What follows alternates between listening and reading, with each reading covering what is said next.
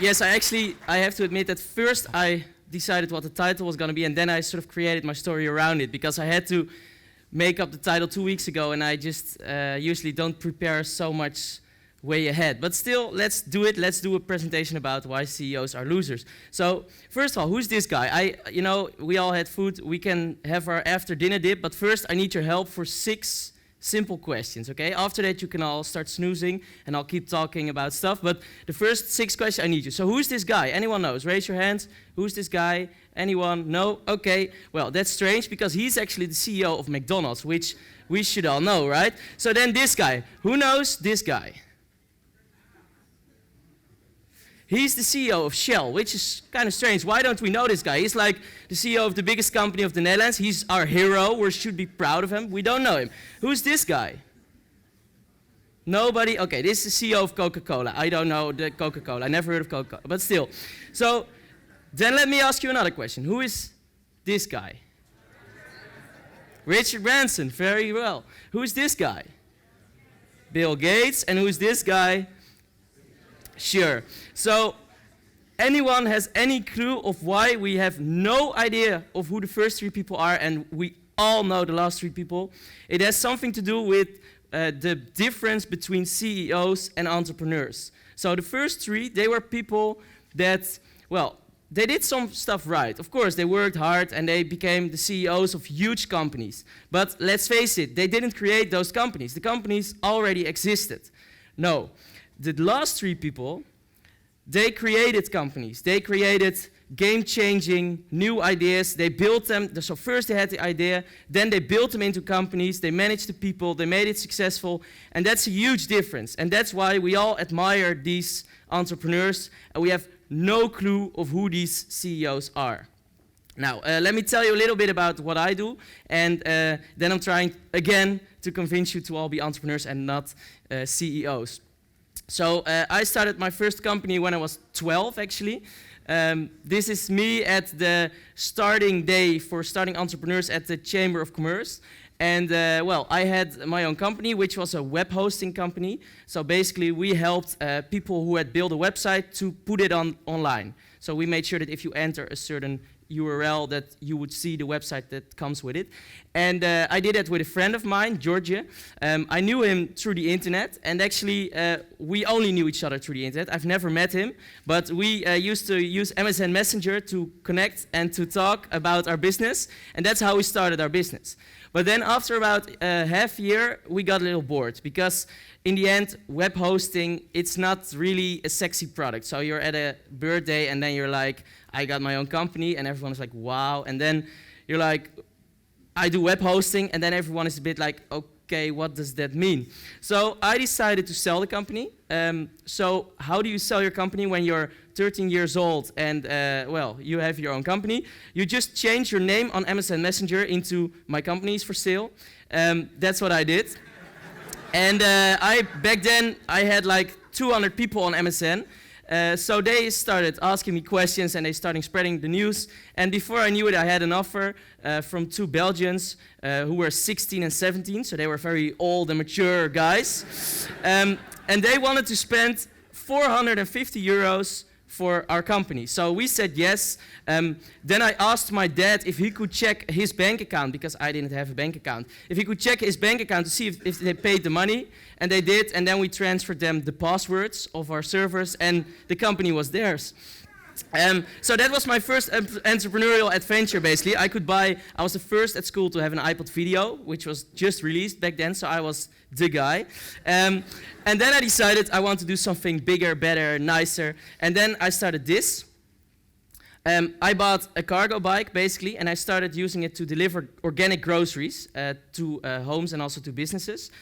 So what happened? I wanted to sell a product that was actually fun to sell, that I could be enthusiastic about, that I could convince people like, okay, that's what you need to buy. And I realized that web hosting is not really that kind of product. It's a nice product, but it's not a very emotional product. So I wanted to sell something more important, bigger. And then where do you get? You get to food, because it's one of the biggest issues in the world. It's like if we could fix food for everyone, we could be quite happy with each other. So I decided I want to do something with food. Also because I just decided, like, you know, web hosting is something I did mostly for the money. And now I want to think of, like, what are all the things that I enjoy and I think are interesting, and I want to combine that in a product. So I liked food, not really cooking it, but I do like eating it. I like everything that has to do with logistics and everything that has to do with the internet. So if you combine all of that, what do you get? A web shop for organic groceries. So that's what I wanted to do.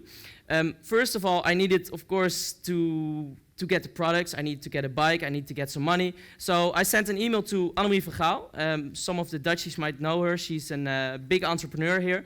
And I emailed her and I asked her, you know what, I'm a Dutch boy. I'm 14 years old. I got a brilliant idea. And I can't tell you yet, but please invite me over and I will explain it. And maybe you want to invest. So I sent this email to 60 different email addresses because I had no idea what the email address of Annemarie was. But I found out that her company name was Van Gaal Company.nl. So I just thought of every single possible variety of writing her name. And I just emailed it to all of those varieties. So I sent an email to A.Van Gaal and Annemarie, Annemarie.van.gaal@Van Gaal, etc.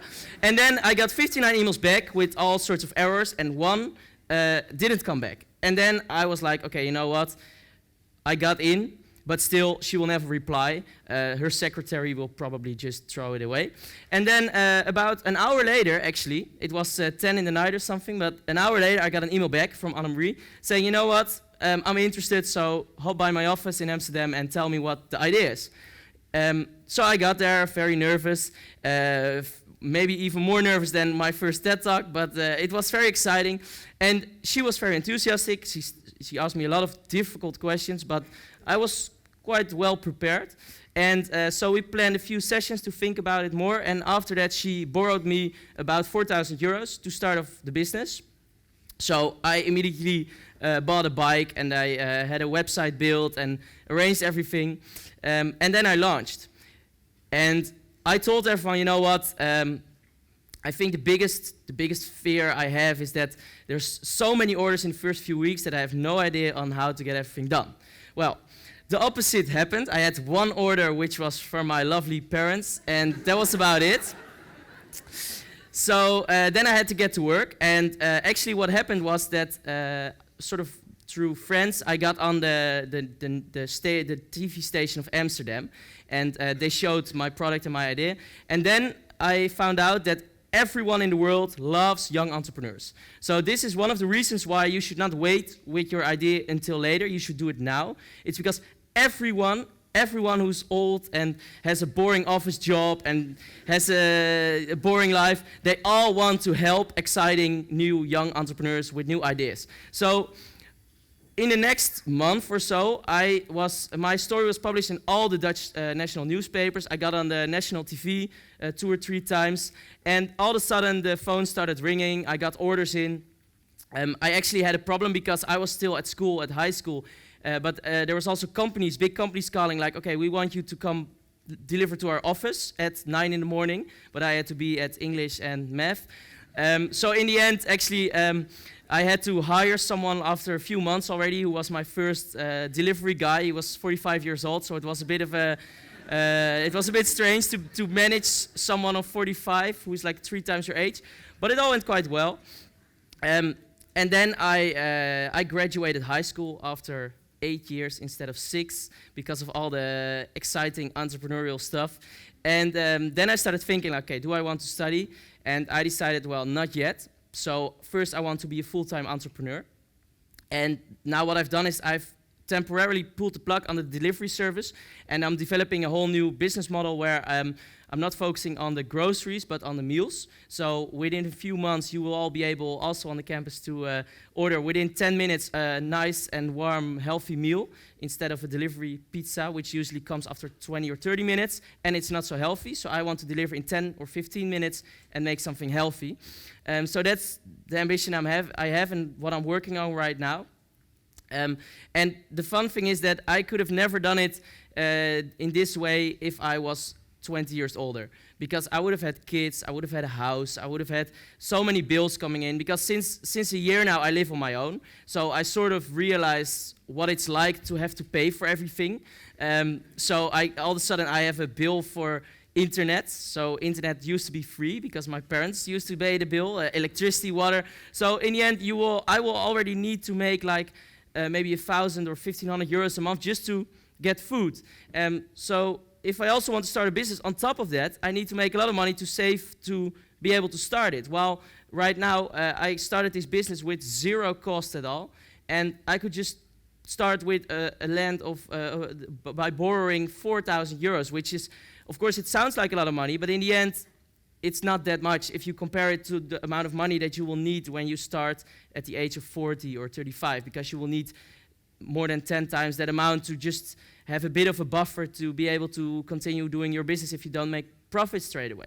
So, and about this topic, there's another strange thing that happened. So when I got in the newspapers, I had some big companies that started to call me. KLM, it was already mentioned, for example, and Randstad, and they called me and they said, like, okay, you know what, we want you to think with us about our business. One of the companies that called was Choreo, which I never heard of, and probably some of you haven't either.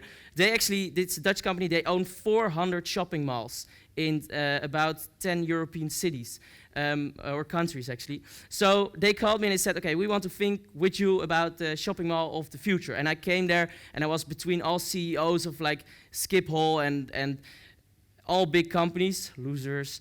And I had to talk with them about the future of shopping malls. And I was like, what am I doing here? And actually, now I realize how normal that is, because if you're a CEO, you go to the same office every day, you talk to the same people, you think about the same company all day, while entrepreneurs, they get the opportunity to go to all different companies, they can do whatever they want because you're as free as you can be, and you meet so many more new people that you automatically get so many more new ideas. So I want to show you a little video of an event that I organized for together with Randstad in the beginning of this year. It's just a small piece, so I'll try to show that to you. 3, 2, 1, go! Succes!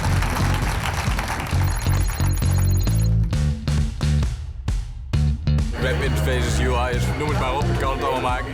Ik zou ze echt als 2 aparte ideeën zien. Qua deelnemers wilden we vooral een goede mix hebben tussen verschillende kwaliteiten. Je hebt natuurlijk heel veel programmeurs nodig, maar het is ook belangrijk dat dingen er mooi uitzien, vooral als je het wil presenteren. Dus we hebben geprobeerd om te zorgen dat ieder team in ieder geval een aantal designtalenten en een aantal programmeertalenten heeft. Zodat je en iets werkends kunt bouwen en het er ook nog mooi uitziet. Wij maken een app waar collega's met elkaar kunnen communiceren en waarop ze heel snel een vervanger kunnen vinden voor een shift die ze niet kunnen werken. Wij willen een video-intake doen. Het intakegesprek wat hier plaatsvindt, willen we dat die persoon ook gewoon thuis op de bank kan doen. So, Randstad invited 40 young programmers and designers to come to their office and have a 24-hour hackathon, which is basically 24 hours of programming, thinking of new solutions. And why did we do that? Well, to be very honest with you, the main reason to do this was just because we had a new office opening, or they had a new office opening, and we were like, you know what, we need to do something fun, a nice PR stunt, so let's invite some youngsters and have a very great, fun event. But what happened, because it escalated completely, we invited these 40 people, they made all sorts of different new ideas for the business during those 24 hours.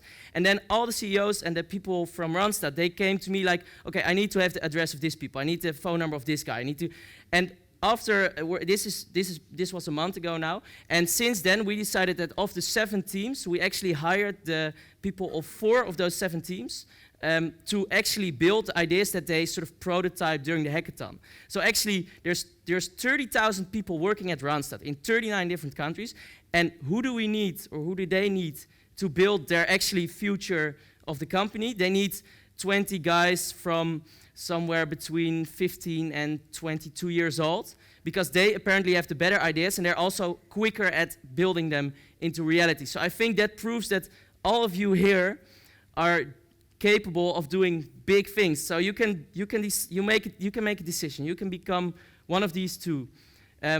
You're all studying and you're all probably excellent, great students. So you can all become a CEO. You can finish your bachelor, you can finish your master, you can go into a management traineeship. You will get 3,000, 4,000 euros a month straight ahead when you get out of college. You will get a company car, company phone, and then you'll slowly climb up the ladder, and when you're 35 or 40, you'll be in high management. You will maybe make 200, 400, 500,000 euros a year. But you can also try to become someone like Richard Branson, where the first 10 or 15 years maybe you will not make any significant amount of money, you will not have a company car, you will have some 10-year-old boring, ugly car, but maybe you will be one of those who actually changes the world, actually changes the game, and well, maybe you will once then be mentioned in another presentation at another TEDx as one of those examples of an entrepreneur. So I hope that I can challenge some of you here to have the ambition not to become a CEO, not to become working in one of those big corporate companies, but to become an entrepreneur. Thank you.